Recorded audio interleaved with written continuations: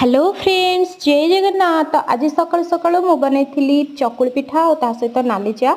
तो आज थिला आम भाईंकर बाहाघर। तो जेहेतु दिन में बाहाघर थिला सेतिपाई कि आमर बरधरा अनुकूल होता सातुटारे। तो सातुटारे आमर बरधरा पलि आसते। तो बुबुन ये जाकि गोड़ धोई देते। तो सी तो जाणी पार ना छोट पिला से जनकर धोईकी आउ जनकर धोई नथिले। तो कही सारापर से पुणी धोईदेले।